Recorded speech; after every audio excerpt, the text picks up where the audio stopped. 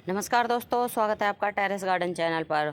तो दोस्तों आज है संडे और शाम के 6:30 बज रहे हैं और बिल्कुल अब दिन में बहुत ही ज़्यादा परिवर्तन हो गया है। 6 बजे से ही दिन छिपना शुरू हो जाता है।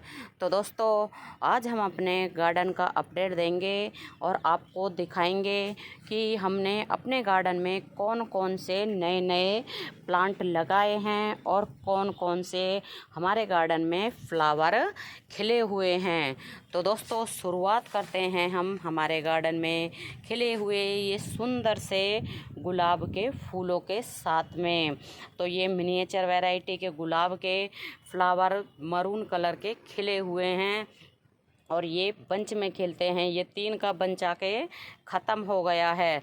और दोस्तों जब इस तरह से बंच आके ख़त्म हो जाता है तो हमें यहाँ से इस तरह से इनको हटा देना चाहिए, क्योंकि क्या होता है कि सूखे फ्लावर जब प्लांट में लगे रहते हैं और सीड बनने शुरू हो जाते हैं तो प्लांट अपनी पूरी एनर्जी सीड बनाने में लगा देता है, जिसके कारण हमारे प्लांट में जो है फ्लावर कम आते हैं। और दोस्तों गुलाब के प्लांट में अक्सर जो हमारे हाइब्रिड गुलाब होते हैं इंग्लिश वैरायटी के, तो उनमें क्या होता है नीचे शकर निकलने लग जाते हैं। जो ग्राफ्ट वाला एरिया है तो अभी हमने यहाँ से इस वाले में से यहाँ से शकर काटे हैं, 2 निकल रहे थे। एक ये है और एक इसके पास ये दूसरा है।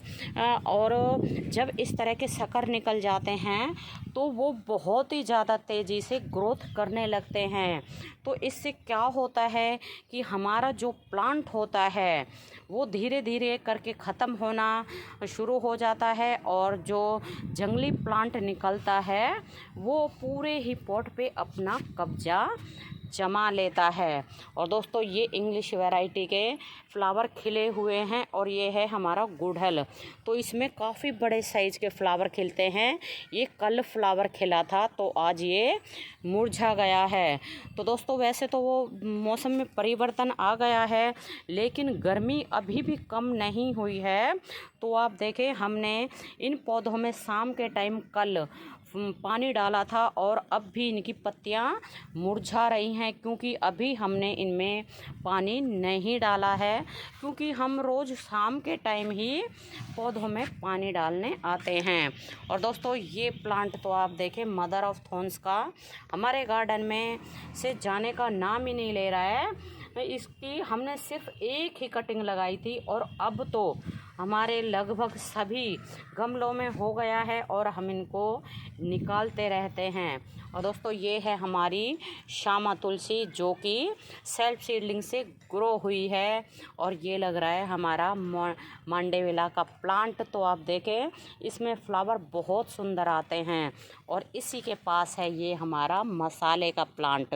तो दोस्तों ये ऐसा मसाले का प्लांट है कि इस प्लांट में एक ही प्लांट में 4 से 5 मसालों का मिश्रण है इसकी पत्तियों में। अगर आप इसकी एक पत्ती सब्जी में डाल देते हैं तो आपको गरम मसाला डालने की ज़रूरत नहीं पड़ेगी, क्योंकि ये गरम मसाले का प्लांट है। और दोस्तों ये हमारा सुख शांति का प्लांट है, काफ़ी अच्छे से चल रहा है और इसको हमेशा बड़े पॉट में लगाना चाहिए क्योंकि परमानेंट प्लांट होता है।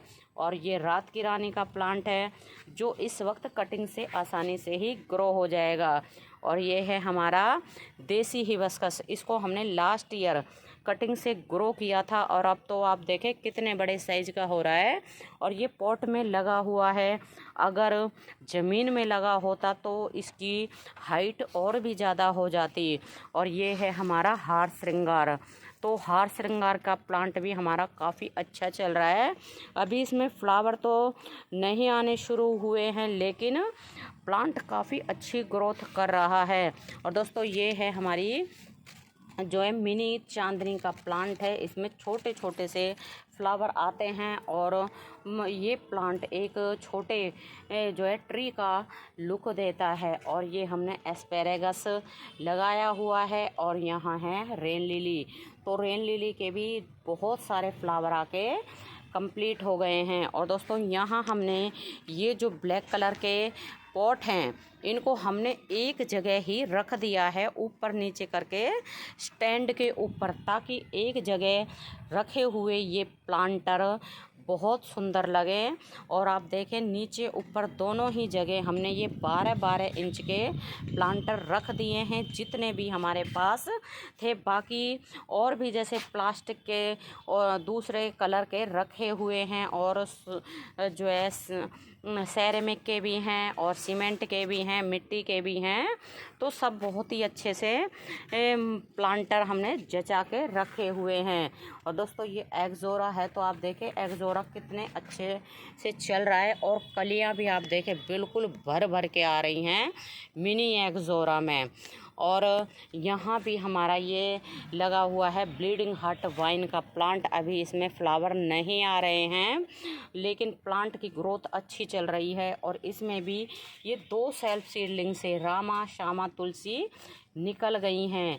ना हमने इनमें बीज डाला है, ना कोई प्लांट ला के लगाया है, और फिर भी ये हमारे गार्डन में अपने आप ही सेल्फ सीडलिंग से ग्रो हो गई हैं। तो ये राम तुलसी तो हमारे पास थी पहले से ही, नीचे भी लगी हुई है, लेकिन ये श्यामा तुलसी पहली बार ही हमारे गार्डन में सेल्फ सीडलिंग से ग्रो हुई है। और ये है एक्लेफा का प्लांट। तो ये अपनी पत्तियों के कारण बहुत सुंदर लगता है। इसकी कॉपर कलर की पत्तियां होती हैं, वैसे तो ग्रीन कलर की भी होती हैं, लेकिन ये हमने कॉपर कलर की पत्तियों वाला लगा रखा है। वैसे ग्रीन कलर की पत्तियों वाला भी हमारे पास लगा हुआ है। और ये है हमारा अलमांडा। तो अलमांडा की भी इस वक्त पत्तियां झुकी हुई हैं, क्योंकि इसमें भी जो है पानी की कमी हो रही है। तो अब हम पानी डाल देंगे तो ये प्लांट हमारा अच्छे से खड़ा हो जाएगा। और अलमांडा में बंच में फ्लावर आते हैं, बहुत हार्डी प्लांट होता है। और दोस्तों ये कनेर का प्लांट लगा हुआ है, इसमें भी हमेशा फ्लावर आते ही रहते हैं। आप ये देखें, ये इसके फ्लावर आए हुए हैं। और इस बार तो दोस्तों इसमें ये सीड पॉड बनने शुरू हो गए हैं, और पहली बार ही हमारे इस कनेर के प्लांट में सीड पॉड बने हैं। इससे पहले हमने इसमें सीड पॉड नहीं देखे हैं। और दोस्तों ये लगे हुए हैं हमारे जो है कोलियस के प्लांट, जो कि हमने कटिंग से तैयार कर रखे हैं। और काफ़ी सारी कटिंग हमने लगाई थी, और सभी कटिंग हमारी बहुत ही बढ़िया तरह से चल गई है। और यहाँ ये दूसरे कलर की कोलियस की कटिंग लगाई थी। तो इस वक्त अगर आपके पास लास्ट ईयर के कोलियस के प्लांट बचे हुए हैं, तो आप उन्हें इस तरह से कटिंग से लगा सकते हैं और ढेरों प्लांट बना सकते हैं। क्योंकि दोस्तों गर्म इलाकों वाली जगह में कोलियस के प्लांट जो है नहीं बच पाते हैं गर्मियों में। जहाँ पर ठंडे इलाके होते हैं, मतलब ठंडे इलाकों में ये प्लांट चल जाते हैं पूरा साल भर ही। और ये रोइयों का प्लांट लगा हुआ है, बहुत सुंदर कलरफुल इसकी पत्तियां होती हैं। और ये है हमारा जो है कैनबेरी हिबिस्कस का प्लांट, इसमें बहुत सुंदर सुंदर फ्लावर आते हैं, और परमानेंट प्लांट होता है। एक बार लगाने के बाद में कई सालों तक हमारे गार्डन में ये लगा ही रहता है। और दोस्तों ये लग रहे हैं हमारे कोसकॉम के प्लांट। आप देखें कितने सुंदर फ्लावर आते हैं कोसकॉम में, बहुत ही सुंदर प्लांट होता है, और सीड से आसानी से ही ग्रो हो जाता है। और यहाँ हमने जो है गुलदावदी की कटिंग लगा दी है विंटर सीजन के लिए। तो जब ये तैयार हो जाएगी तो इनको अलग अलग करके हम लगा देंगे। और ये हमारे लास्ट ईयर के गुलदावदी के प्लांट लगे हुए हैं। तो अब इनको आप विंटर सीजन में फ्लावर देने के लिए तैयार कर सकते हैं। और ये है हमारा मधुमालती का प्लांट, वाइन वैरायटी है। आप देखें इसमें ये कलियां बननी शुरू हो गई हैं। वैसे तो इसमें फ्लावर आते ही रहते हैं। और ये जितने भी हमारे टेरेस के ऊपर तुलसियां लगी हुई हैं, ये सभी सेल्फ सीडलिंग से ही ग्रो हुई हैं। और ये लगा हुआ है हमारा स्थल कमल का प्लांट, इसमें भी आप देखें कितनी सारी कलियां बनी हुई हैं। बहुत हार्डी प्लांट होता है और एक बार लगा लेते हैं तो कई सालों तक हमारे गार्डन में बना ही रहता है। और ये लगा हुआ है हमारा मधुकामनी का प्लांट और इसमें ये सीड बनने शुरू हो गए हैं। आप देखें ये कितने सारे सीड बन रहे हैं। तो दोस्तों आपको सीड से अगर प्लांट लगाने हैं तो इनको आप रख सकते हैं, वरना आप इनको तोड़ दें, क्योंकि क्या होगा अगर इनको हम सीड को रखते हैं तो फिर हमारे प्लांट में फ्लावर कम आएंगे। तो हम तो इनको हटा देंगे ताकि प्लांट में हमें फ्लावर बहुत ही ज़्यादा मात्रा में मिल सके, क्योंकि हमें सीड की ज़रूरत नहीं है। और ये हमारा लगा हुआ है सेल्फ सीडलिंग से ग्रो हुई अपराजिता की वाइन और इसमें ब्लू कलर के फ्लावर आते हैं और इस वक्त भी इसमें ये फ्लावर खिले हुए हैं। और दोस्तों हमारे गार्डन में खरपतवार जो है बहुत ही ज़्यादा होता है, हम निकालते रहते हैं।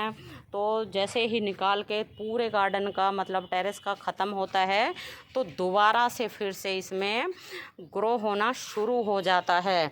तो अब भी हमने खरपतवार निकाला है लगभग 1 घंटे और फिर भी आप देखें कितना सारा खरपतवार हर गमले में लगा हुआ है। हम डेली ही कम से कम 15 से 20 गमलों का खरपतवार निकालते हैं और फिर भी खरपतवार बहुत ही ज़्यादा गमलों में उग आता है। ये क्या होता है, किसके कारण निकलता है कि हम जो गोबर खाद अपने पौधों में डालते हैं तो उसमें जो घास होती है जानवर खाते हैं तो वो अच्छे से डिकम्पोज्ड नहीं होती है, जिसके कारण वो जो खरपतवार घास फूस के बीज होते हैं वो ग्रो हो जाते हैं। तो दोस्तों आपको हमारा टेरेस गार्डन कैसा लगा है आप हमें कमेंट करके ज़रूर बताएं। तो अभी के लिए बस इतना ही, फिर मिलते हैं। नमस्ते जी, धन्यवाद।